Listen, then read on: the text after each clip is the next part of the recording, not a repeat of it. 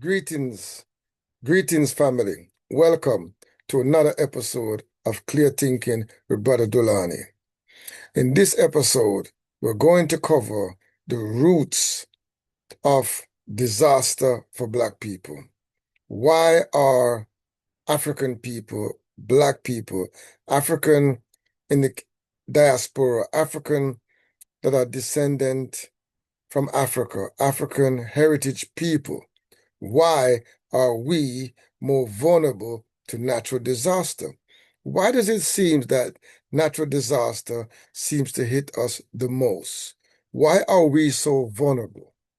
What is the historical reasons why we have been left in this vulnerability state, the state of vulnerability?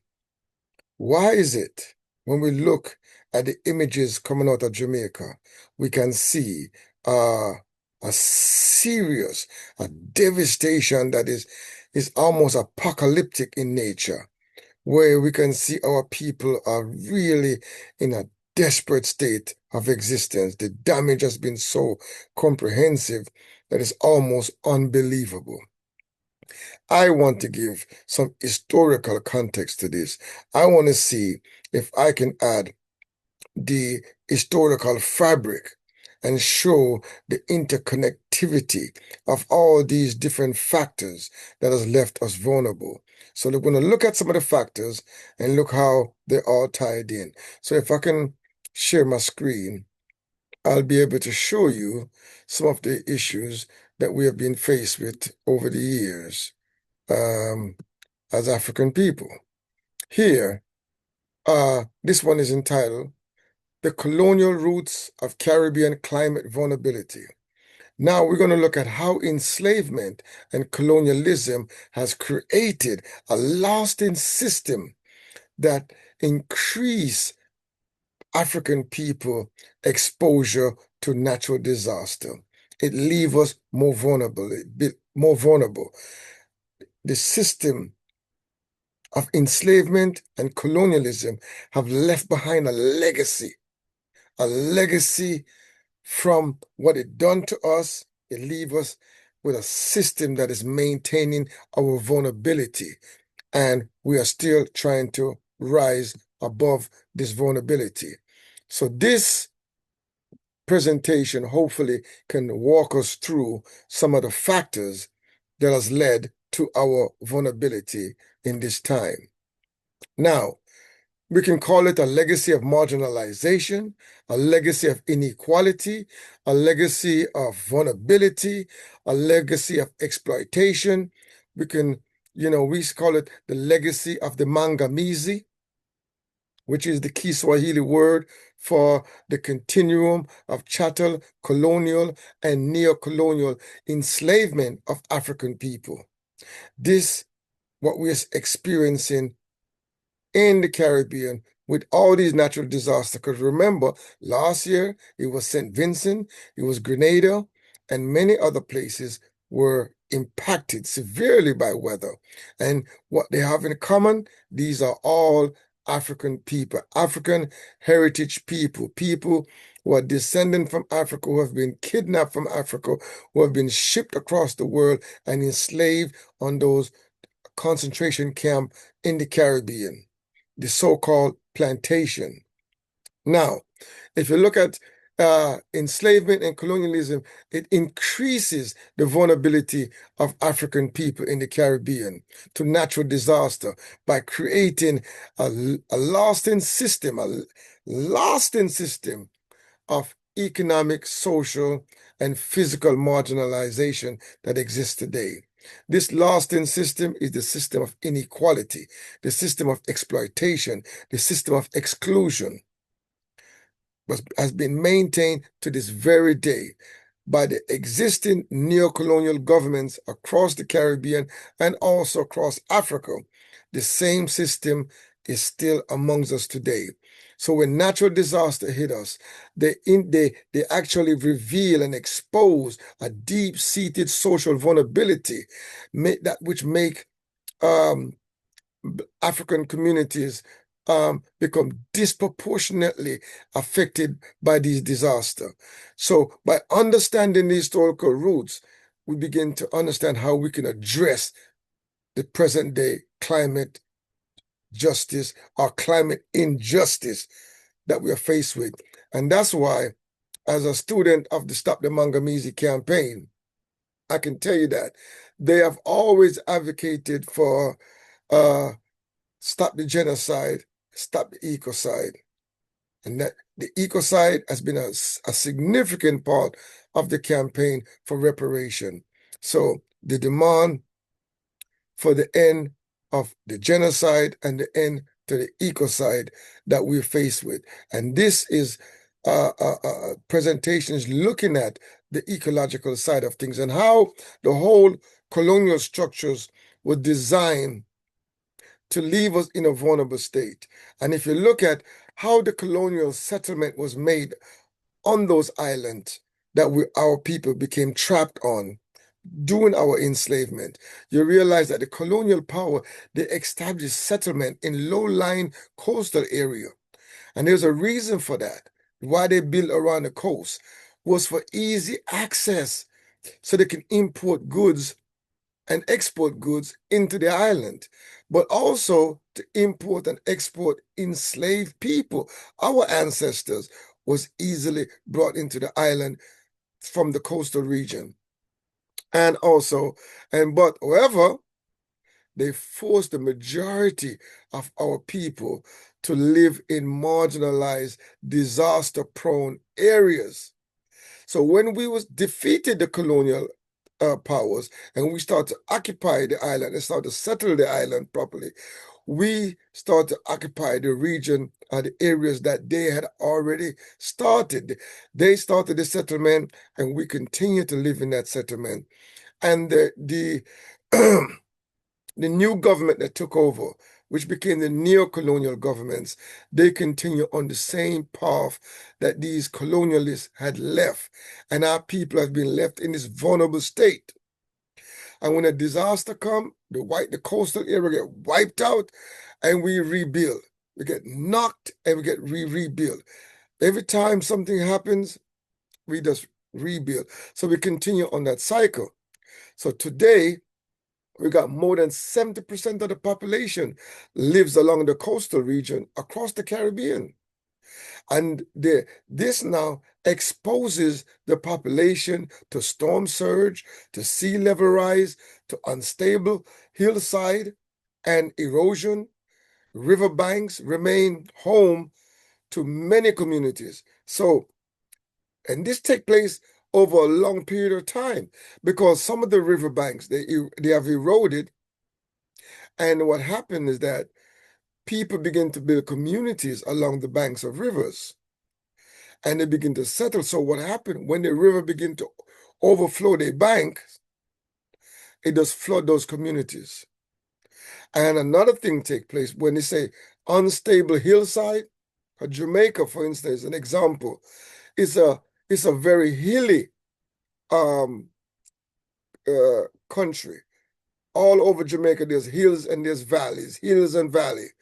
And what you'll find that over the centuries, there's been a thing called deforestation, that a lot of the land across the Caribbean was used for timber. And they cleared a lot of the land as well to create settlements. And we'll go into that. So not only we had a situation like that where the land was, because what we have to understand is a science behind the trees and the flora of a land, of a area or a country. The flora, which is the plant life, it helps to keep the soil stable. It helps to retain the soil. The roots of the plant help to keep the soil intact. And when the soil intact, it provides us the ability. Now we have soil that we can use to plant our crops. And also we can prevent what you call landslide or erosion from the hillsides. Because if you look in the aftermath of Hurricane Melissa, you will you will notice, on many roads on the side of the hill, the boulders them rolled down. They eroded and fell into the road. And the massive big boulders that require a lot of manpower or heavy equipment to move them out the road. And that's because of the soil erosion that was holding that whole hillside together, and mainly from the plants them that and those roots, they was able to keep a lot of those rocks in place for decades, probably even centuries. They've been there. And we know that Jamaica was formed over millions and millions of years. So, but over the years, with the amount of rainfall and flooding and constant flooding, the erosion begin to take place. And a situation like a hurricane, a phenomenon like that, it just accelerate and exacerbate and and bring about major disaster when these things begin to give way. So we have to also look at land without ownership. A lot of our people was able to, doing especially post-emancipation, we had no rights. African people, after we even freed ourselves, we had no rights to land or to access to land. We was forced to lease land from the former enslavers, the one them that owned the plantation, who so-called owned Jamaica and Barbados and, and other places across the Caribbean.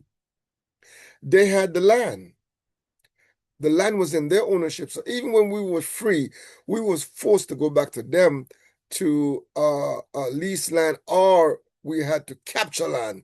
And then when we capture land, it was very risky to build a permanent dwelling. So a lot of people build substandard dwelling to prevent them from have to lose a lot of money, a lot of investment from building a permanent dwelling on land that don't belong to you, or officially you don't have the rights to, you don't have the paperwork and documentation to. So a lot of those issues came up. The colonial land policy, there's a policy called Crown Land, which prevented formal ownership, with many residents lacking title and deeds to this very day. Now, I personally believe there should be no such thing as Crown Land. After emancipation, all the land of Jamaica should have been redivided up and distributed to all the enslaved Africans on that land, the former enslaved Africans. All those who were left, that land should have been confiscated as reparation for the people on that land. All across the Caribbean, the land should have been divided up to all those people, and they was able to pass on your portion to your descendants and to your family to come. That's how that situation should have been. Now we're moving along to financial barriers. Without land deeds, individual cannot obtain own ownership, insurance, or financial credits for resilient construction because you don't own the land. You couldn't go to the government and not the government, the banks, and to any financial institutions and say, "Can I borrow some money so I can build a proper house? We're made out of blocks and cement and steel, so I can build a more resilient home to protect me from disaster in the future." You couldn't do that because you never had a title or a deed to the land that you're on. So you can't really prove that you own the land. And this went on for a while. Matter of fact, it's still going on in many parts of the Caribbean and in Jamaica in particular. And as we move along, we see situation where, especially in Westmoreland, you see these houses they built onto these blocks because the people that didn't own the land. They had what they call tenure. That means you would lease a land for X amount of years, but you have to make the land where they can be moved. And these was called chattel houses from back in our enslavement days, because we were considered to be chattel slaves. That's how they considered us. So these houses was called chattel houses. And the historical insecurity of land tenure led to the development of easily transferable homes, but they're flimsy housing structures. And I see them in Jamaica to this very day, where you got people, they're building these board houses and there's no concrete involved. They build these blocks or stubs where they put the board them across them, and there's a big cellar, it's elevation off the ground, and they will build on top of these concrete blocks. They made out, sometimes you can use buckets and make them, or big buckets, and you can make these blocks. Or sometimes they can shape them out. You know what I mean? They can cast them into, you can actually make them in using board, and cast them and make them and set them on the floor, right on the ground. And then you would set your foundation on top of these little slabs. I don't know what the official name for them, but they were used to set the house on top of. So over time, this became a way of life, and many places the houses remain like that. A whole community is built around these type of dwelling, where these construction continue. I mean, they're also in Barbados as well. I know they are in Jamaica, especially down in Westmoreland. They're there, and a lot of them were destroyed in the hurricane. So the poorly constructed dwellings, so poorer resident who lived in homes built using low-grade material that cannot withstand severe weather. So that was an issue. The limited protective measures. The financial limitation means families cannot afford storm shelters, generators, and structural reinforcement. These become issues because if you don't have money, if you don't have any kind of collateral to back you, the formal institutions or the formal economy will not accept you. And therefore, you can't get the financial need to build a proper home, leave you vulnerable. So the key here is you leave people in a state of vulnerability. There was so much board house, especially when I was a child growing up. I grew up in a board house. That was a way of life for many of us. It's only within the last 30 years you start to see a lot of block house, brick house, you know, house made out of steel and cement. This is something that has happened in the last 30 years. And still yet, there's still many that's still building board house too. And what happened is that every time a disaster comes, we'll be wiped out, and then we rebuild. We wiped out, and a disaster recovery cycle continue. So we try to be resilient, but every time a disaster comes, these structures will not survive. And unfortunately, that's how it became for a lot of people. And it just so happened that down in Westmoreland, a lot of these type of structures existed. Now, if you look at the way the colonial economy worked, there is an economic exploitation with lasting impact. The colonial powers at that time, they focus on exploitative single crop plantation economies. Primarily, particularly in Jamaica, is sugar. And what that does is stifle economic diversity. There was no diverse development of different industries across the island, across the country. It was very single-minded, focus on generating profit. The Africans that was on the islands were used specifically to generate economic revenue and profit, and value for the exploiters, for the colonizers, and it's created a cycle of poverty for the Black workforce. So this cycle continue to this very, very day. So you realize that a lot of people remain in this cycle of poverty for generations. So the wealth extraction, the profit were extracted and sent back to Europe, not reinvested locally. And that because all of the value, all of the benefits and the gain was sent to Europe, not much, very little was spent on building the infrastructure of Jamaica and other parts of the Caribbean. Those places became weak infrastructurally, and it also limited the social resources in the region. This entrenched poverty means that many people lack the savings and insurance needed for disaster preparedness and recovery, because the wealth that of their labor, the fruits of the labor, was extracted and sent to Europe.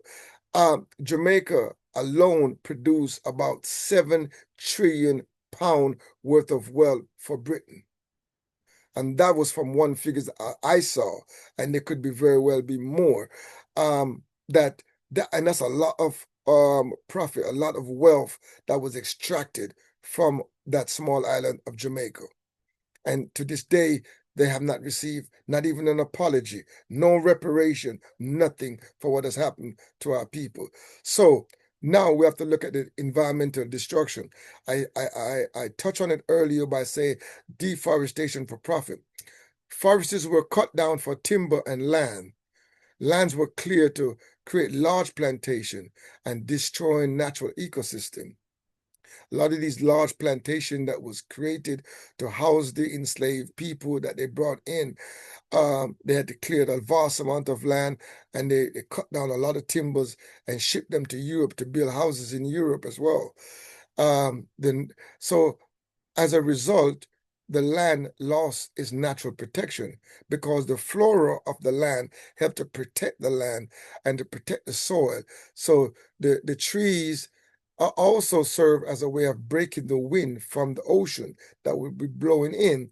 The trees create a buffer between the wind coming in from the ocean and the inner land and the people and the communities. But when you cut down the trees, the wind can come all the way in and do a lot of destruction. So the coastal vegetation that buffer storm surge were eliminated because the vegetation of the land, it helps to protect you from a lot of the erosion that take place when a storm surge into your land. So a lot of that was compromised and left us vulnerable. And again, this was all done in the pursuit of profit. And also the knowledge that Africans brought to the island for their own crops and rotation of crop, a lot of that was suppressed. They didn't want to hear about, we can make the land better, we can rotate different crops.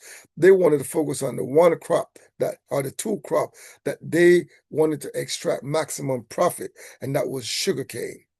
So the land was used for sugar, the planting of cane over and over and over again. And they discarded or suppressed the knowledge that the Africans brought to those region, those lands with. So if you look at also some of the legacy of colonialism and enslavement, is been weak institutions and distrust that exists. The international interference and sustained economic stifling have contributed to weak governmental institutions and lack of trust between marginalized communities and the states. So if you look at Haiti, for example, after the revolution, Haiti faced a sustained economic stifling and international interference and sanctions and embargoes, and all of that helped weaken the internal institutions of Haiti for generations. They was unable to really get a footings because they was under so much pressure. Very little trading partners, very little import of anything. So Haiti had to turn inside and had to develop from their own ingenuity. And a lot of institutions were stifled from the revenue needed to develop, to become more efficient, and it left Haiti vulnerable. So a lot of the buildings in Haiti was built substandardly, because all people was concerned about was having a place to live and a place to cover their head at night. And when the earthquake hit Haiti, another natural disaster, hundreds of thousands of people would die because of building that was substandard, that collapsed on those people, our people. And so you see, that was an example of a calamity that hit our people because of the history of enslavement and colonialism that left Haiti in such a vulnerable position. And you have a thing called insufficient aid distribution. So when you were able to, with the lack of trust, when the government want to distribute aid or support to the population, they often lack the institutional capacity, which lead to inefficient disaster aid distribution. So when the hurricane, I mean not the hurricane in Haiti situation, when the earthquake had hit Haiti, because of the collapse of the whole institution, the distribution network, there was very little in place to really get the goods distributed and get relief, and the hospital then was destroyed. It was a lot of infrastructure was destroyed in the process. I mean, including the presidential palace was also destroyed. So it was a significant hit on Haiti, and they didn't have the institutional capacity to respond effectively, and they could have saved many more lives. But this is what happens when you're vulnerable. So when a disaster hit, it become calamitous for us as African people. So there was, yeah, as you can tell from the building them, they just was crumbling. The very little steel, very little reinforcement, and as a result, it was a lot of structure failed, collapsed when that earthquake hit. And you see that in Jamaica when the hurricane hit, a lot of those board houses, many of them, I think over 20,000 houses were completely destroyed. They didn't stand a chance. And then I think it's over 150,000 other homes were badly damaged, severely damaged. Mainly the roofs, because the roofs are made out of board and zinc, and and they were not able to withstand the force and the veracity of the hurricane. So that became an issue.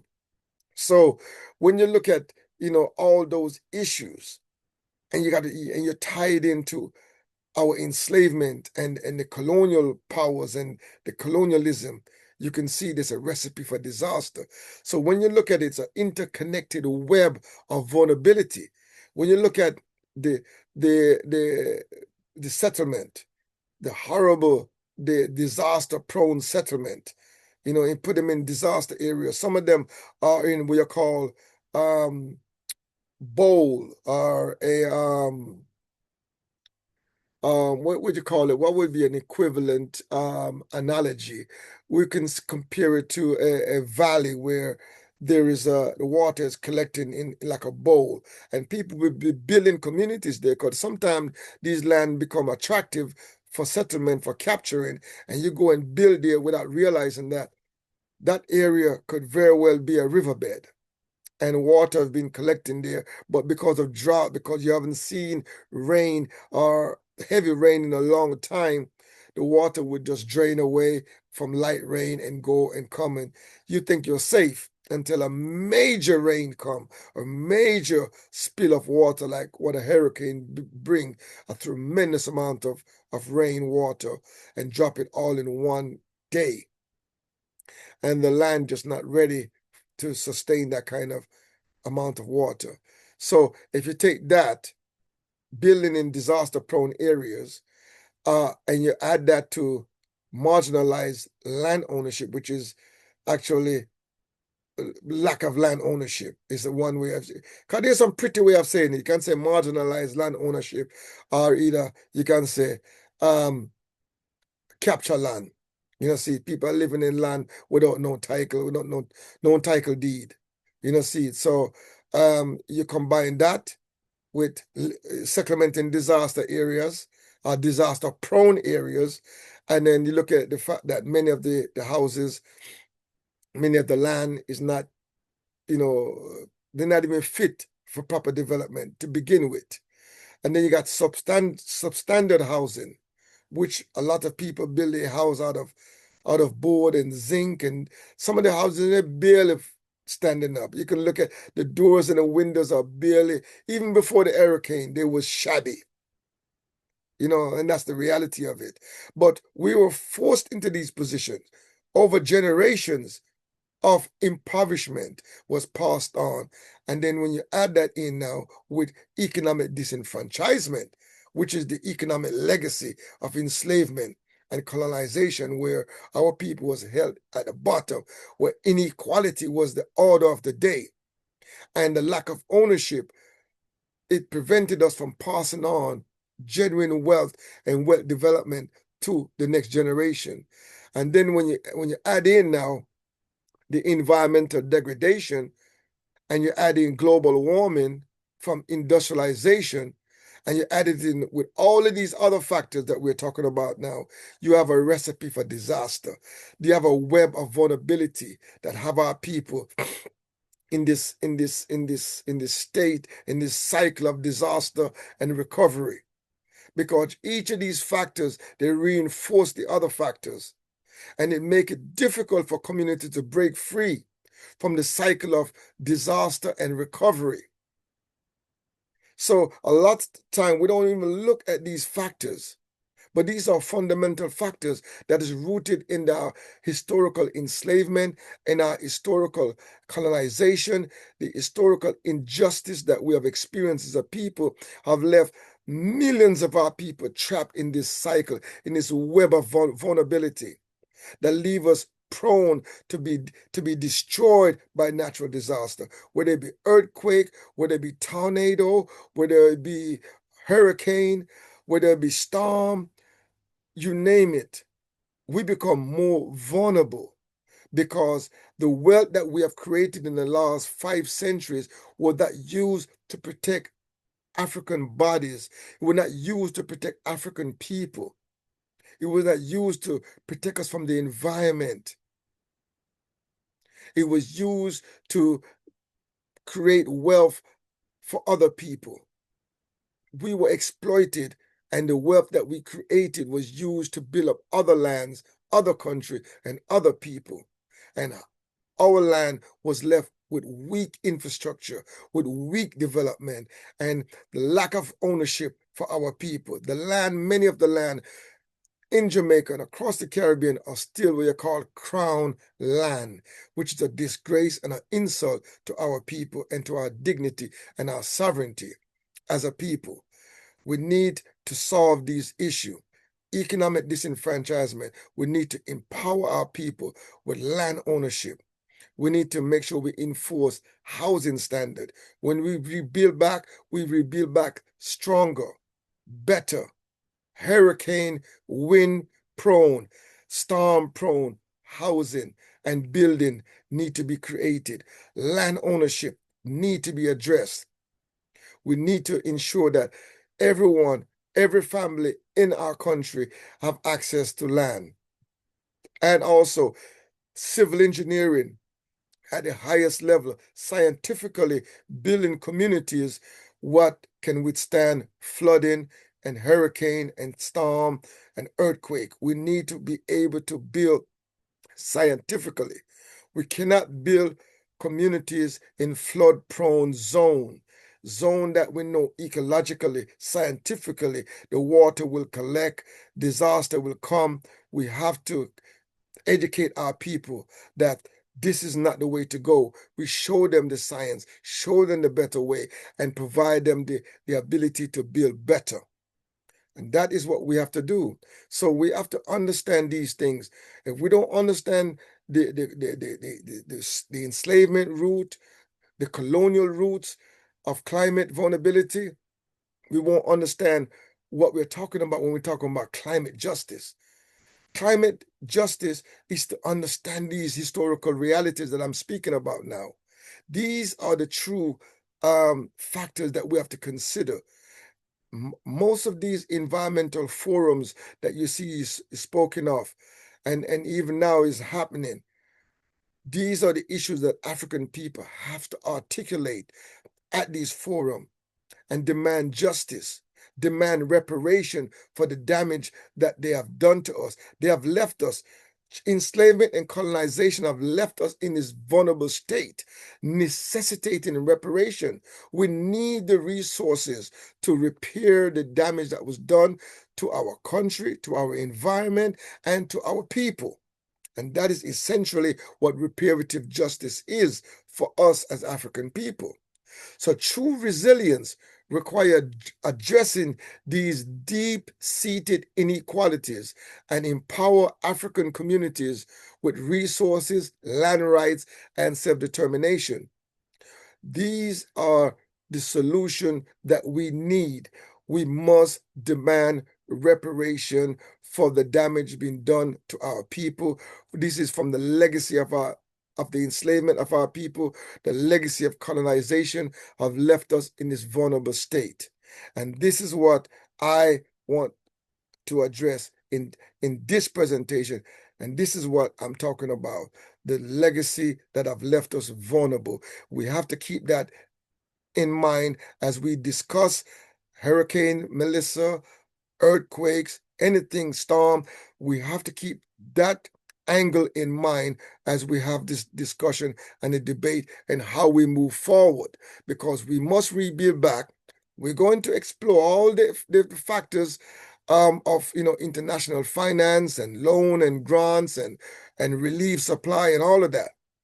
But we still have to address the need for reparation, because our people was put in this position deliberately, intentionally, and we must be deliberate and intentional about liberating ourselves based on justice. And that is what I am advocating for. So yes, my people, I want to thank you for coming on this journey with me, for listening to Brother Dulani as I discuss with you about the issues that's facing our people today. These are some of the historical realities that we need to have when we talk about recovery, when we talk about building back stronger. We have to look at the history, and we have to make sure that we don't repeat this cycle and continue the cycle of disaster and recovery. We have to break the cycle and build a resilient future for our people. So do like, do share, and do subscribe to this program. And join me once again for future episode of Clear Thinking with Brother Dulani. So, and we'll leave it there, my people. And until next time, share, walk good, and stay strong.